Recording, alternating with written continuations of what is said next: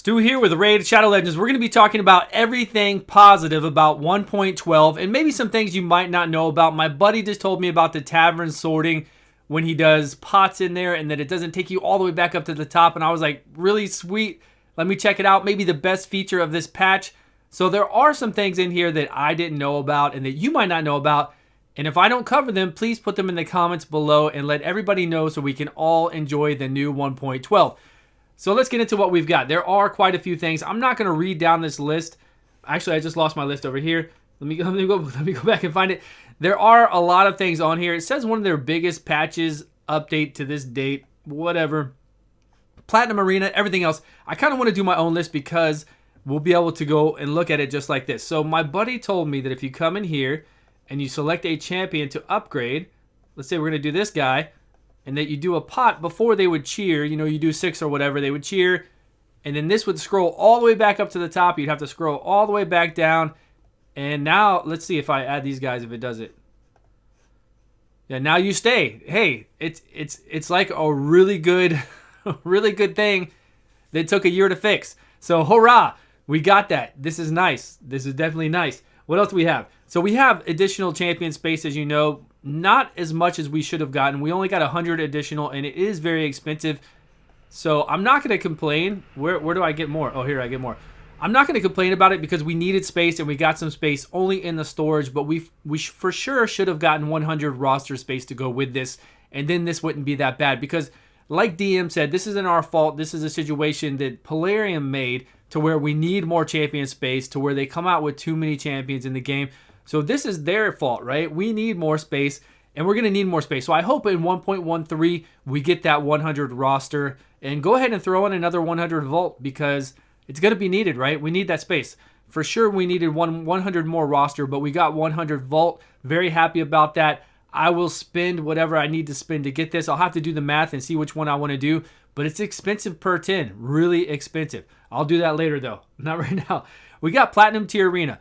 Platinum Tier Arena is fun even if you don't partake into it, and it's needed. I'm glad we got it because it's one of those things that even if you don't do it, that's fine. You don't have to do it. At least maybe you can see some things on stream or on videos about doing PvP now, and you can see the top 300, top 100, top 10, right? We can see who's ever in the top 10. Oh, I'm 92. What? So we can see who's up here, and we get to see their team. We don't get to see their artifacts, unfortunately, but we get to see the team, which is pretty cool. I think that's pretty nice. We get to see how overpowered Hegemon and Sir Nick is. Both of those two champs are just way overpowered, so do not expect a Sir Nick fusion for Christmas because he's crazy.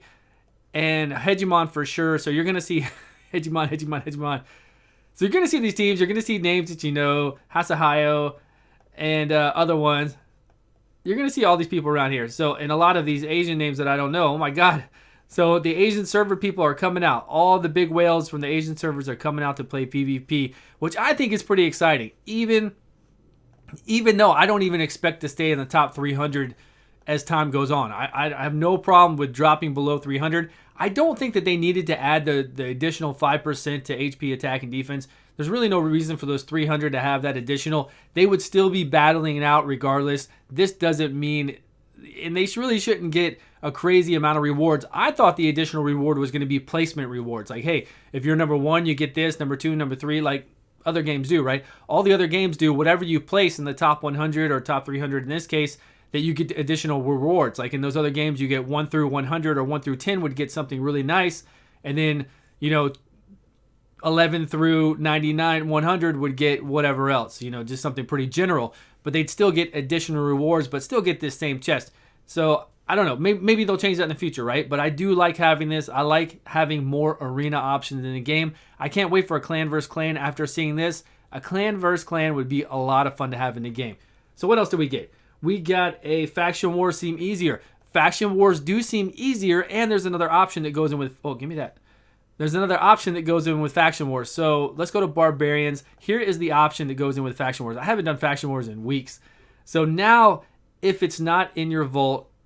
Now, if it's not in your roster on the bottom here, you can get it from your vault, and it actually doesn't take it from your vault. It just lets you place it. So if I wanted to take out War Maiden and you can tell she's in my vault because she's got the vault icon. High Katoon. I put High Katoon in, do this run. She'll still stay in my vault. She was only in here just for this run. I thought the way I read it before, it said they were going to take it out and put it in your roster, which didn't make a lot of sense. But this makes sense now. And then they also have what I just complained about recently, and I've always complained about. They have a filter system now, so I can hit level, and all my levels will be here. It's beautiful.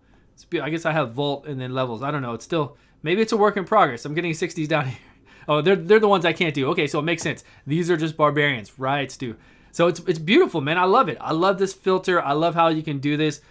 And then who do we have in here? We had War Maiden. There she is. Anyways, I'm not going to run it because we're going to go look at other things. But this filter has been a long time coming and definitely a plus. Good job. I'm glad that's in there. What else do we have? We have, doesn't scroll back up, Faction Wars. We have a monthly login now for gems. So they've given us a gem, which I didn't know this was coming, to where you go to the shop, you go to this one. So it's $10 and you get 2,140 over the month. And it breaks it down for you. So you get to see immediately you get 250, then I get 50 for each of these days. And then I think there's a random day in here where I get a little bit more. I get 200 and then 60 and so on to 200 for the 30-day last day. $10 for this. It's a pretty good deal, right? I mean, obviously you can't come in here and look at this and be like, well, it's normally $50. It's a really good deal because normally you don't ever buy anything from the shop. So we're not even going to talk about this right here. We're not going to talk about these completely.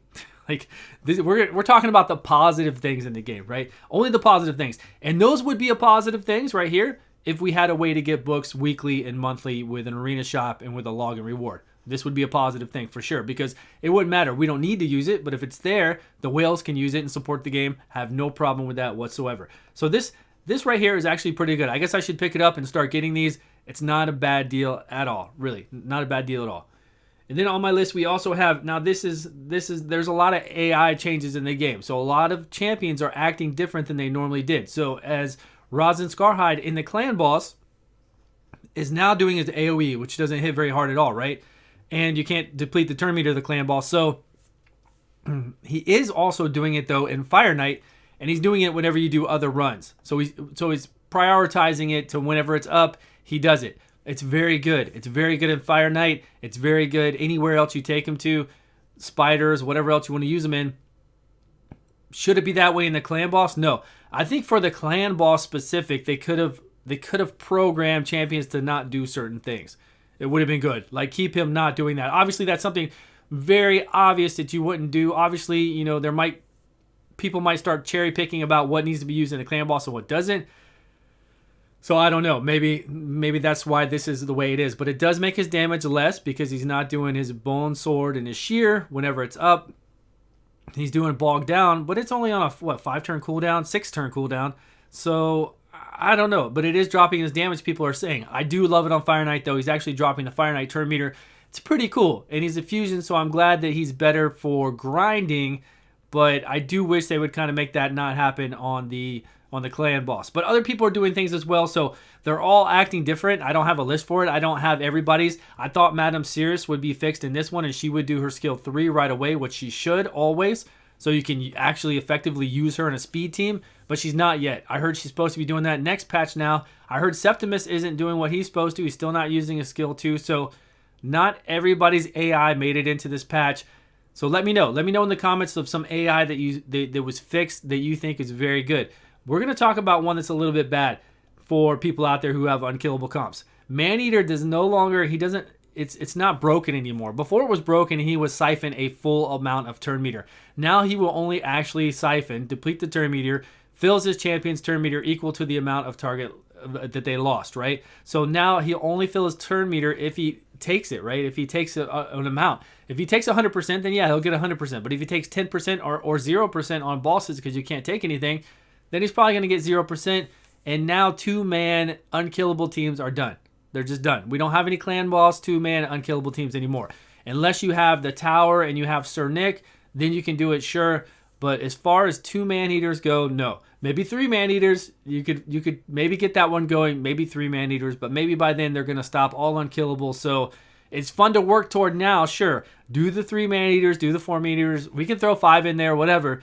If it works, great. but don't hold your breath on it working forever. So I think that needed to be fixed anyways, right? It wasn't working properly, so it needed to be fixed. So we have some other AI changes. Again, if you know some good ones, let me know, because I don't know of anything that's been working different that I've played. I've tried to pay attention to it, but I haven't gone through a lot of things.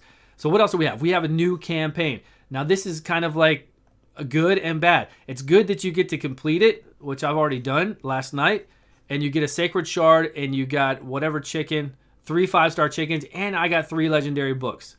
I don't know if it shows a breakdown of the rest of those, but I got 3 legendary books. Now, why did we get this? I don't know. We can't farm. You can't farm in here. You can't farm on 12-3 Nightmare with 1 champion and it be effective at all. I think the difference Nightmare, when I ran it with one champion, I got 38k experience for 16 energy. And when I run Brutal with 1 champion, I got 17k experience for 8 energy. So yeah, it's more, but you just can't solo run this in a timely manner. I mean, I did it with Martyr in 3 minutes. So nobody's going to do that. I'm not going to waste 3 minutes when I could do 6 seconds runs. That's crazy. There's no way. And to do this, a lot of people in the game, a lot of people aren't even going to be able to do this. It's kind of like Faction Wars. And then this last boss is going to troll everybody because he hits you for... Once he unlocks, it's RNG. It's a total RNG fight, and it's going to make a lot of people mad because of that. And it's kind of... They shouldn't have done this. I think it's really bad, poor design to have this like this. Faction War so hard for people, this new campaign, and then this guy at the very end for them to get the Sacred Shard, to be done with it all. They can 3-star everything, and then right here they can be battling forever because all he has to do is unlock the secret move, and it basically kills anybody because it's based off his max HP. He has a lot of HP, not an insane amount, but enough to one-shot anybody unless you have unkillable or block damage. So if he procs it during your 2-person run to get a 3-star, you're dead. And you got to just keep wasting energy and re-rolling it. That, to me, isn't content that's difficult. That's just RNG content that shouldn't be in the game.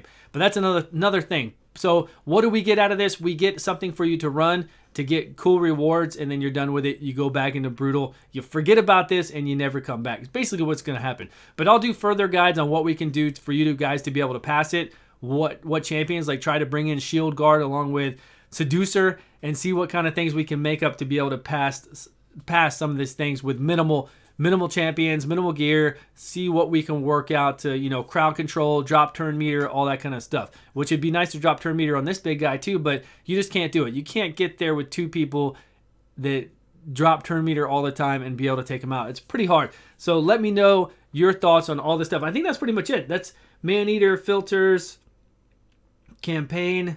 We've got Faction Wars Easier, the Platinum Tier Arena.